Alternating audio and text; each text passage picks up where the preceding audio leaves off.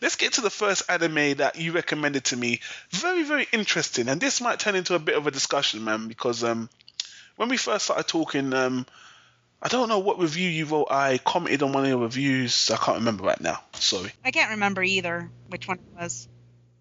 You said to me, have you seen an anime called Bartender? And I said, Bartender. And I asked you, what's that about? Stupidly. And what was your response when I asked you what's Bartender about?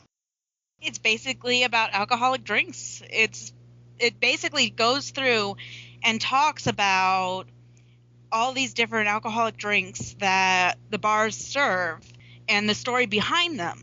And the main character is actually a bartender who is able to pick out exactly what type of drink the person needs at that time. Now, you see, I'm going to stop you there and tell you this is why I love anime. Anime can take the most mundane thing and turn it into like a cool show. I mean, there's basically an anime about everything you can think of. I've seen an anime about, let's take Akagi, an anime about the game Mahjong. Mm-hmm. How are you going to make that exciting? They did it. There's an anime about every single sport. There's probably an anime about it. There's an anime about football, and there's an anime about basketball, anime about tennis, anime about boxing. So, and almost every time I watch these animes, I'm thinking, how the hell are you going to make boxing cool? Then Hajime no Ippo came out. I was like, damn. How the hell are you going to make tennis cool? Prince of Tennis. Damn. How are you going to make American football cool? I can't remember the name of the anime. And now, I know that's just sports anime. There's a lot of other anime that just, slice of life anime. They just take anything. And now, bartending. Mm-hmm. How can an anime about a bartender serving drinks, how can that be good? And it's really interesting because there are so many different ways they could have done it to where it probably would have turned out awful, like most of the newer anime that's been coming out.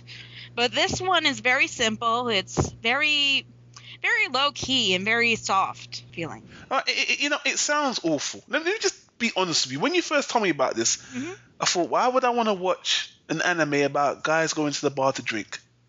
It sounds lame.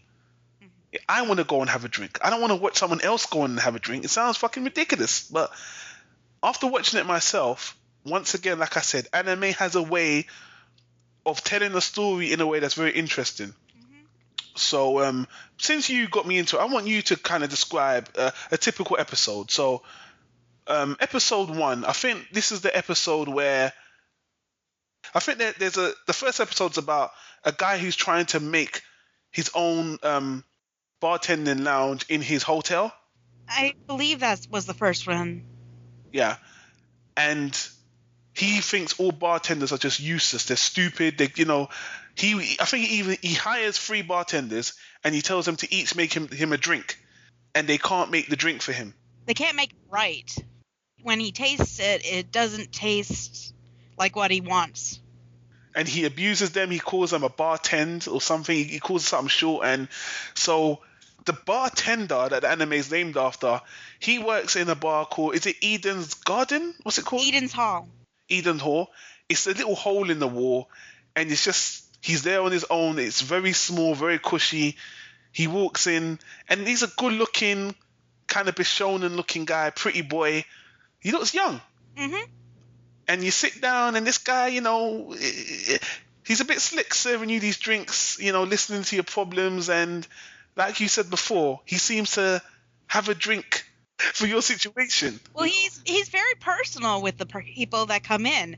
And because it's such a small bar, most of the time only like 1 or 2 people are in the bar at a time. And so he'll talk with them. He pretty much like sits and chats, and then all of a sudden, hey, they'll want another drink, and he'll go and make it and come back and sit and chat with you again.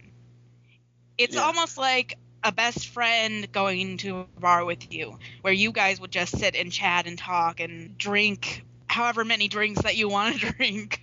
And then at the end, basically, they'll have their back for you. Yeah. It sounded kind of corny because I've only watched half of it and I could tell it's very episodic. It doesn't tell a story in particular. different people come in the bar, and each person has a different story. And in a way, it's a bit dreamy-eyed to me, because in reality, I live in London. I told you this before, and there's a pub on every corner. When I walk into the pub and I buy a drink, I don't get no good-looking guy, telling me, tell me your problems. I'll make you the perfect drink. I get a guy going, what do you want? There it is. Watch the fucking TV. That's what I get. So when I see this anime with this cool-looking guy, I feel like this is a bit romanticized. But, it's telling a story, and it does it well. They even talk about how it's pretty much romanticized in the story itself. So they talk about how you can only find Eden Hall when you actually need it. And that's one of those special things. My favorite out of all the episodes that I've actually seen, because I haven't been able to finish it yet, but my favorite was Menu of the Heart, which was the second episode. And it talked about a woman who she's seen in the first episode trying to help out the guy who's trying to create a bar. And she comes in herself, and she's talking with the bartender about how as a child she had broken a special bottle that was going to be a special drink between her grandfather and her father, who were having disagreements. And she was so heartbroken about this that she blamed herself for them not getting along. And then I guess like 2 years afterwards or so, her father died. Now that she's all grown up and she is able to drink herself and everything, she wanted to make it up to her grandfather.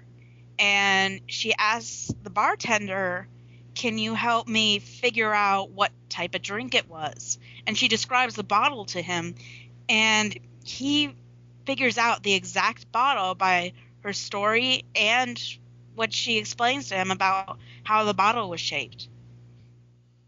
Yeah, and the funny thing about the anime is it doesn't feel like a fairy tale, even though I said it's a bit romanticized, because I believe that somewhere out there is a bartender that is so experienced, he would actually be able to kind of know what drink you're talking about.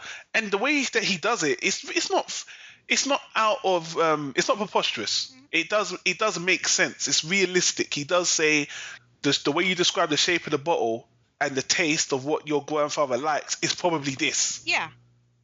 So when you finish, it makes sense. And on top of that, the anime, it really does pay homage to drinks. And actually, this is the most important part to me.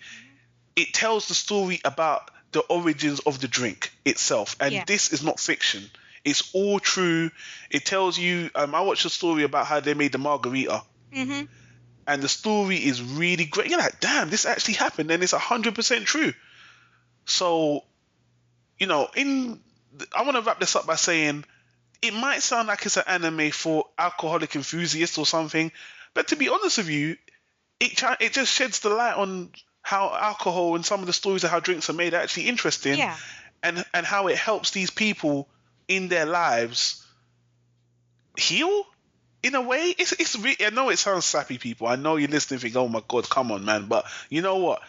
It actually does work, overall. And to me, the thing that was the most appealing to me is telling you the stories of how these drinks are created, because almost every drink I saw in the anime had a story behind it, and they're all real stories. So that's really interesting to me, and I really, really, really, really, really feel like this anime would work well in dub. And you want to know the amazing thing that I thought was awesome? Is at the end of each episode, they actually have a live action bartender who is making the drink of that episode. It's not that they have the same drink being made over and over and over again. They have the actual bartender making the same drink that was in the story. And they actually tell you, this is for all of those who actually can drink. They actually have the recipe at the end of the whole entire, and they actually have the recipe of how to make it. Yeah, it's really cool. And so yeah, Bartender right now, I haven't seen it all, but I think I can give it right now a solid B. Yeah, I think I give it a solid B because for what it is, and the way it's told, if it continues with the character stories are pretty good.